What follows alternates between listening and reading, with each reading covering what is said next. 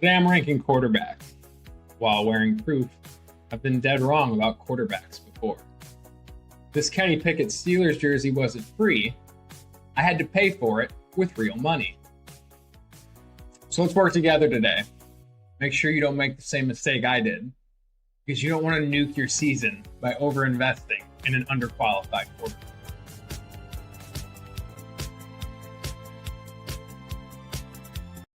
Welcome. This is Point Forge's quarterback rankings for the preseason 2026. And starting us off in the S tier, we have Josh Allen, Mr. QB1. He's been QB1 4 times in the last 6 seasons, with a guy who can get you 14 rushing touchdowns, 39 total last year. There's just not a reason to project him for anything lower than a QB1 finish. This matches the field consensus. This is a guy you'll have to consider around that consensus in your own draft. To open up my A tier, Drake Maye, QB2. He broke Tom Brady's franchise completion percentage record last year and carried his team to the Super Bowl. He's got Josh McDaniels coming back for the second consecutive year, but more importantly, they've added a true field stretcher in A.J. Brown. I have Drake Maye ranked ahead of the field, but this is a guy who can give you a ton on the ground and is only getting better. QB3 is Lamar Jackson. Lamar Jackson had an erratic season last year, and John Harbaugh is head coach for his entire career left and was hired by the Giants. So now they bring in a new offensive coordinator, Declan Doyle, who's going to run a lot of 2 tight end sets and commit more to early down passing. I'd consider that a boon for Zay Flowers and Mark Andrews. At QB4, Jalen Hurts. I'm above consensus on Jalen Hurts. I think addition by subtraction is a real possibility here. His chemistry with A.J. Brown was disgusting last season. And now you bring in Mekhi Lemon and a new offensive coordinator who's a first-time play caller in Sean Mannion. This is Jalen Hurts' 7th OC in 7 seasons. And they're going to be more committed to early down passing, which could take better advantage of Jalen Hurts' skill set. I'd like to see him get his rushing touchdowns from 8 last season, closer to his consistent 12 to 14 number he had previously been hitting. Opening up the B tier, Justin Herbert, QB5. Justin Herbert has not reached the peak of his skills yet. We've seen some real flashes of brilliance out of the guy, but this is someone who absorbed 268 pressures last season, 6 most in the last 10 seasons. The best way to deal with that is a healthy Joe Alt, as well as the addition of Mike McDaniel as offensive coordinator, who's going to commit to West Coast passing, which means quicker routes and quicker releases. I think this will be a benefit for Justin Herbert, and we may finally see that career year that he's capable of. QB6. Caleb Williams. This is year 2 under Ben Johnson, and I think Caleb was really doing a fantastic job of earning his coach's trust as the season went on last year. We saw a lot of hugely clutch moments out of Caleb, but there was also a ton of opportunity for growth. He continues to take less sacks than his rookie year, where he took 68, and he took more snaps under center. I'm a big believer in Caleb's talent, and I think another year under Ben Johnson is going to be super beneficial to his fantasy production. I think this is a guy you've got to consider in the top 8 of the QB position. Number 7 is someone who I'm slightly below the consensus on, Joe Burrow. This is a combination of multiple reasons, but it's mostly spearheaded by a history of injuries. I am taking the fact that it's a make or break year for Zach Taylor and that coaching staff as a potential benefit. The presence of Jamar Chase can never be understated. And we know how Joe Burrow can perform when he's healthy. But he also doesn't offer a ton on the ground. I'll be hoping for good health with Joe Burrow this season, and I'm hopeful that he can potentially prove me wrong with an MVP caliber season. Jaxson Dart at 8 is going to finish up our B tier for quarterbacks. Jaxson Dart earns a spot in the B tier after a record-breaking rookie campaign where he had a rushing touchdown in 5 consecutive games. Doing all of this without his number 1 wide receiver and Malik, who went down early with a torn ACL. And this was a guy last season in Jaxson Dart who had 9 total rushing touchdowns. And he's got John Harbaugh coming back with a new regime. If they can shorten his reads a little bit and give him the best chance to use his legs, that new O-line and a healthy Neighbors should offer a chance for Jaxson Dart to really take off this season. To open up our C tier is someone who I'm considerably below consensus on in Jayden Daniels.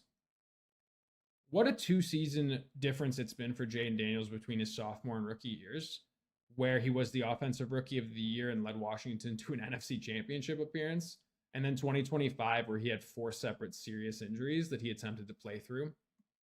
His completion percentage fell significantly from around 69 to 61%. And I'm simply concerned with comparisons that we have to other Washington quarterbacks of the past. It doesn't help that they didn't really give him any new playmakers to help him. And it just feels like a one-man show on that Washington offense. These aren't things that give me a ton of confidence. Let's see how he looks next week in training camp. But for now, the depth of options at this position in 2026 leads me to believe that we can look elsewhere for Jayden Daniels. Number 10, Brock Purdy in San Francisco. The big benefit for Brock Purdy this year is going to be the addition of Mike Evans. Mike Evans was absolutely critical to all of the success that we saw Baker have in Tampa Bay.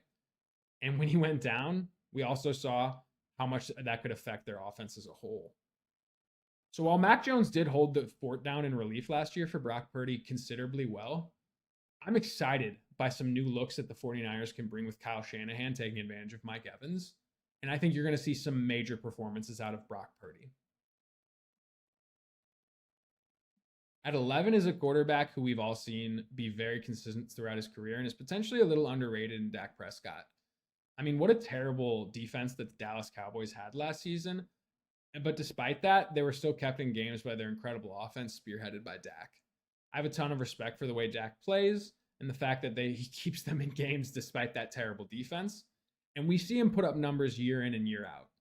So this is a guy who catches a lot of hate, but for fantasy purposes, I've seen people win titles with him.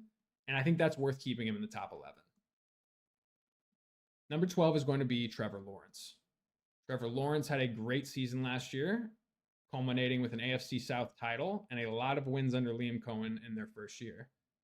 Let's try to be encouraged by the fact that he's entering another year of continuity with Liam Cohen, but it's barely enough to keep him in that top 12. There's certainly some concerns with consistency that we've seen out of Trevor Lawrence, as well as performances against tougher competition. But for now, this is a guy who's potentially finally hitting his capability and potential. Number 13, Patrick Mahomes. Patrick Mahomes tore his ACL in week 15, but as of today, we've received news that he's a full participant in training camps. So congratulations to Patrick. I mean, what an incredible comeback from that injury very quickly. But we have to price that recovery into his ranking. I mean, this is a guy who hasn't really looked as good since that 50 touchdown season that he had early in his career. And now he's coming off of an ACL injury and he's getting older. How much is he going to be moving this season is a major question mark. Some of his fantasy production in the past has really been supplemented by his commitment to running and snagging a couple rushing touchdowns here and there. And after a down year for KC, we know what they're going to be looking to do. They know that Travis Kelce's seasons are limited at this point, but we're going to have to see him put it on the field before we can really rank Mahomes much higher. Number 14 is going to be a guy who I am a believer in, Bo Nix. I like this team entering this season. I like Sean Payton, and I like what this offense is capable of. This is a team who you should absolutely expect to compete for that 1 seed in the AFC. Ton of talent on both sides of the ball. And it's a guy who you might be able to take advantage of value-wise because of the way the season ended with that broken ankle.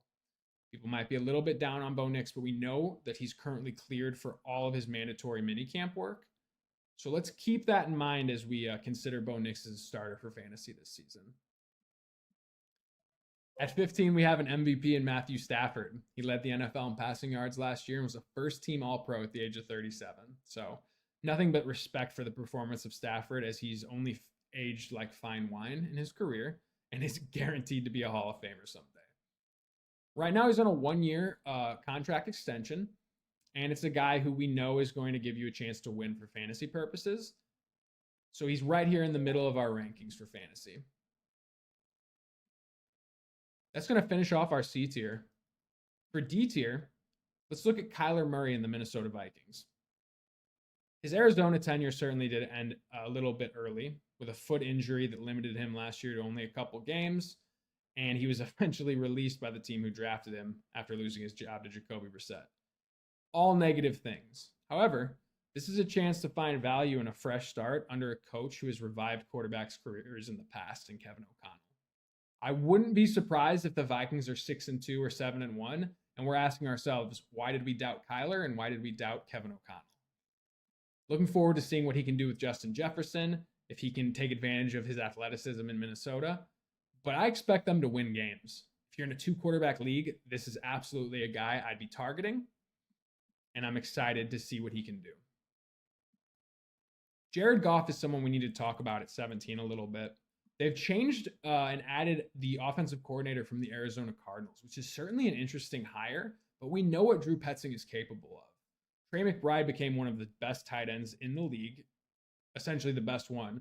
What's more accurate to state would be he had one of the best tight end seasons of all time last season under Drew Petzing. So we know what we need to expect for Sam Laporta in Detroit. That's a guy you can potentially consider as a beneficiary of that hire as the offensive coordinator is Sam Laporta. We also have to consider on the other side how Petzing's offense might not cater as much to wide receivers. I don't think that'll be a huge effect on a guy like Amon-Ra St. Brown, but you may want to consider that for some of their other wide receivers like Jameson Williams. All that being said, Goff's been consistent in the previous years, and that's why he finds himself at this ranking of 17. Number 18 is Baker Mayfield. And we're starting to get towards the guys who are more in a prove-it situation here. Baker started out last season as an MVP candidate, but that really faded after that Mike Evans injury. They were 5-1, but when he lost his playmakers, you see a guy go from a 12-1 touchdown ratio in the first 6 games to 14 touchdowns and 10 picks to close out the season. That interception rate went up significantly when he lost his playmakers. So he's kind of in a situation where I'd like to see him prove it now that Evans is gone before I'm investing too heavily in that Buccaneers offense. There's a lot of questions there. Number 19, Jordan Love.